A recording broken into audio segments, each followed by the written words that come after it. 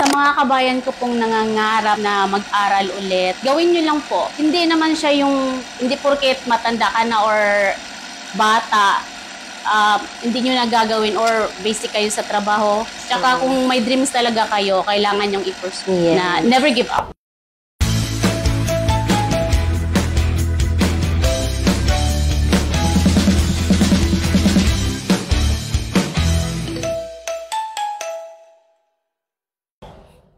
Hello Kuwait and Philippines, hello Middle East, and hello world. This is Rachel from ICAC Kuwait and welcome dito sa ating Dream High Pinay.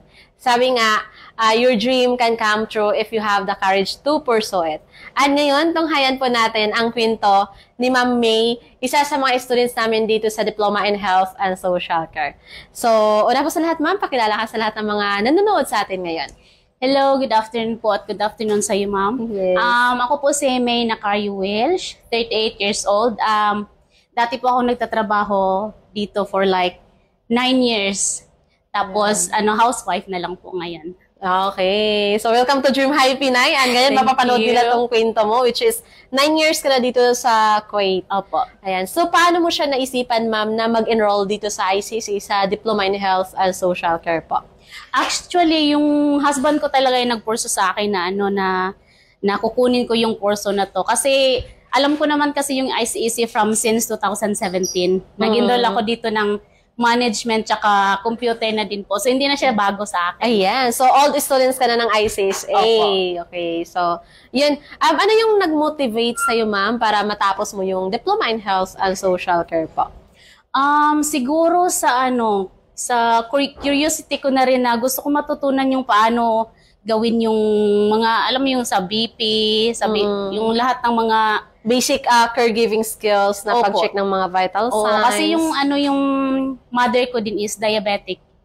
So, hindi ko siya natutukan before kasi wala din naman kasi akong alam kung paano gawin. So, kaya pinorso ko na rin po to. Yan. So, ma'am, paano mo siya na-manage yung time sa pag-aaral mo at the same time kasi syempre housewife tayo. May anak ka ba dito, ma'am? Wala po. Wala. Okay. So, good yun kasi mas nakaka-focus ka sa sarili mo, di ba? So, paano mo siya na-manage, ma'am, yung oras niyo po?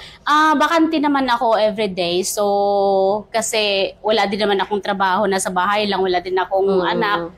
So, kaya okay lang na everyday pupunta ako or else anytime po. So, wala talagang hassle. Oo. So, yun yung maganda doon. Parang, kumbaga, nakapag full-time ka bilang estudyante. Opo. Oo. So, ano yung mga natutunan niyo po, ma'am, dito sa course na to? Marami. As in, yung zone na kung nasabi is blood pressure, blood sugar, tapos yung mga paano yung gawin yung mga sugat, paano step by step na gawin, paano yung dressing. Yes. Yeah, it's super. Yung dami-dami. Oo. Tsaka marami din kayo kung paano ba i-assist yung tamang pag-assist ng pasyente. Tama, like sa paghiga, pagtayo, paglipat ng ibang correct, upuan. Di ba? Totoo Kasi po yun. Yun yung mga talaga basic siya pero kailangan mo ng guide ng instructor para magkaroon ka ng tamang skills. Kasi hindi lang siya pwedeng ililipat natin siya sa kabilang upuan. May procedure doon na ano ba yung tamang way na ilipat mo yung pasyente sa isang space. Kasi syempre, pasyente yun eh. For example, pag palagay natin na yung pasyente hindi nakakatayo, tapos bigla mo na siya kikilain, ilalagay mo siya doon sa kabilang upuan, hindi naman siya pwedeng ganon, di ba? Na-injure lalo. Oo, na-injured na lalo yung pasyente mo. So,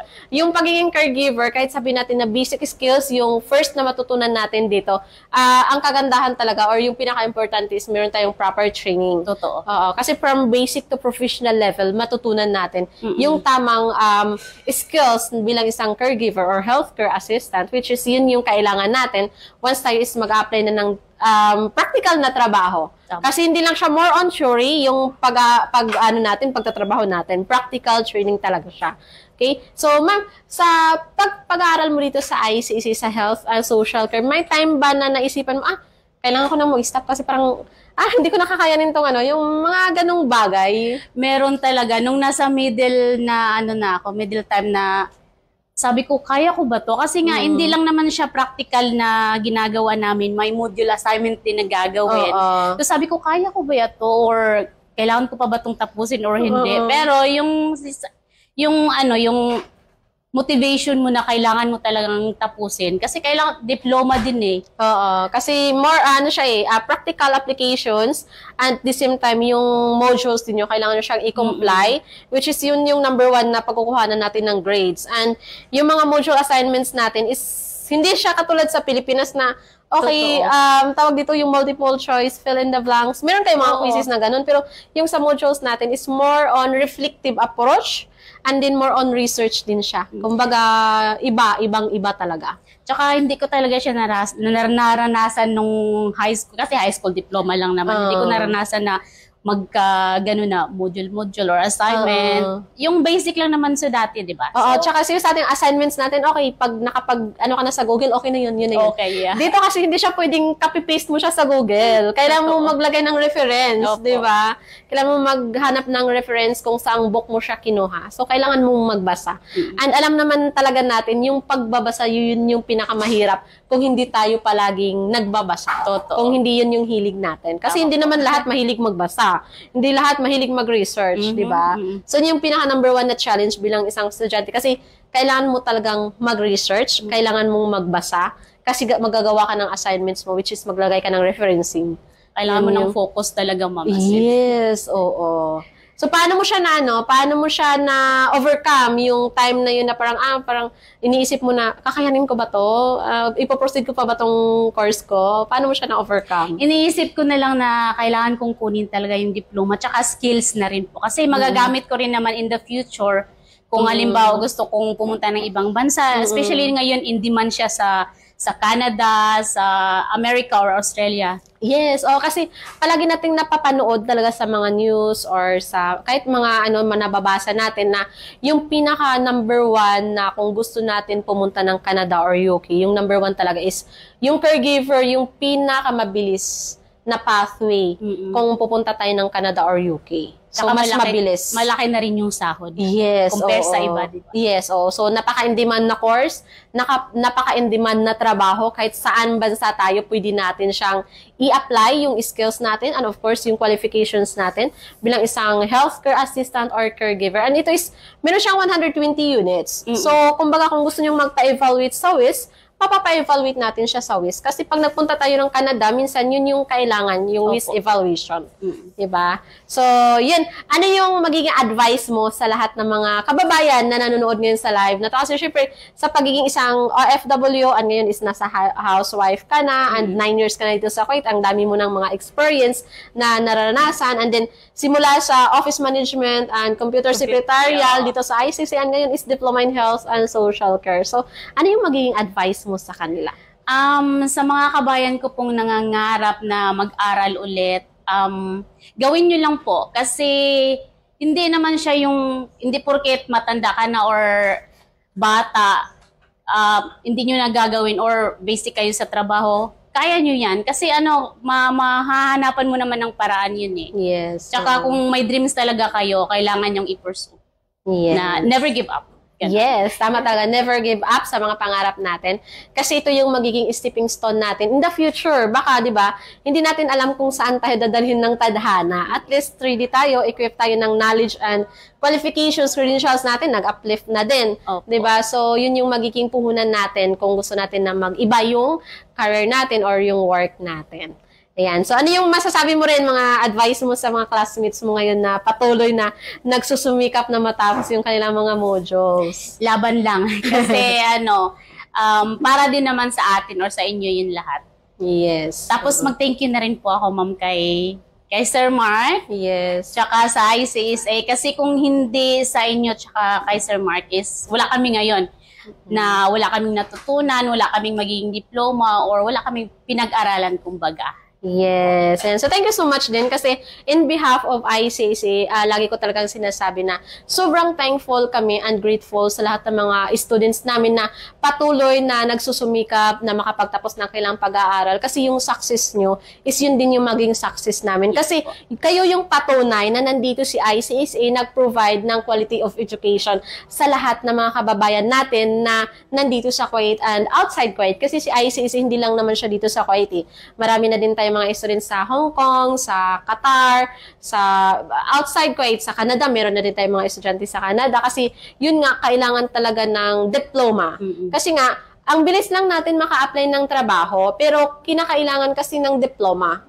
So, kumbaga, hinahanapan talaga ng diploma sa ngayon. Dati, kahit walang diploma, basta may experience ka, walang problema, okay na. Pero ngayon kasi, lahat kasi hinahanap na talaga, kailangan na talaga ng diploma. Yun talaga yung hinahanap na ngayon, number 1. Kahit dito sa Kuwait, alam mo, pag nag-renew tayo ng visa natin, yung iba kaya nga nag-i-enroll kasi ma'am, kailangan kasi sa company namin ng diploma. Hinahanapan na kami ng diploma na kailangan ipa-stamp sa Kuwait Ministry.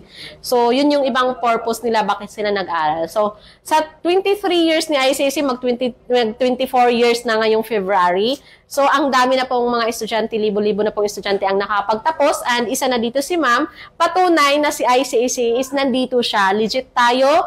And kumbaga si ICAC is katuwang sa lahat ng mga kababayan natin na gustong magtapos ng kanilang pag-aaral. So, si ma'am, biruin mo, 2017 pa siya nakapag-enroll dito sa ICAC sa Computer Secretarial and saka Office Management. And ngayon, is tapos na siya sa Diploma in Health and Social Care. So, yun. Si Ma'am May talaga is isa siyang patunay sa ICAC.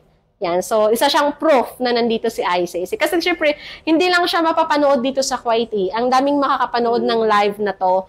Ang daming makakapanood ng video na to all over the world. Kasi nga, marami na ngang nag-enroll na from Hong Kong, Taiwan, Brunei. So, napapanood nila yung mga kwento ninyo, which is, doon sila din humuhugot ng inspirasyon. Kasi hindi natin alam, yung kwento pala natin, nakakapagbigay tayo ng inspirasyon sa ibang tao.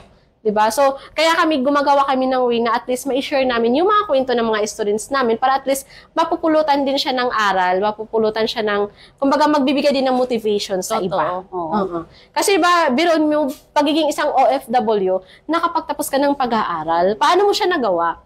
Diba? Yun yung pinakamalaking questions talaga sa lahat na paano nyo nagagawa yung pag-aaral? Paano kayo nakapagtapos? Isa kayong OFW, paano nyo nagagawa yun? Busy sa trabaho. Busy sa trabaho. Pero may oras pa rin. Yes. Kasi kailangan natin gumawa ng time para sa sarili natin na at least makauwi man tayo ng Pilipinas or saan man tayo mapunta, nakapagtapos tayo ng pag-aaral. Kasi yun lang yung magiging proud tayo sa sarili natin, di ba? Kasi na-achieve natin yung goal natin na hindi natin nakamit dati. Kasi nga may mga priorities tayo. Ayan. May mga struggle sa life before. So at least ngayon nagawa natin siya unti-unti ng paraan, maabot natin yung mga pangarap natin. Ayan, so thank you so much, Ma'am May. Thank you, Ma'am. Congratulations. And hope to see you sa graduation natin on October. Ayan, so yun para sa lahat ng mga kababayan din natin na nanonood ngayon or makakapanood pa ng video na to. Ayan, so si Ma'am May po, isa po sa patunay na nandito po talaga si ICAC. And kung gusto niyo pong mag-inquire sa mga courses na ina-offer namin, pwede po tayong mag-message sa aming WhatsApp number, +96599302850. Maraming salamat po hanggang sa muli. Ako po muli si Ms. Richelle. And kasama ko si Ma'am May, ang nagsasabing, ICAC is your partner in success. Thank you so much, everyone!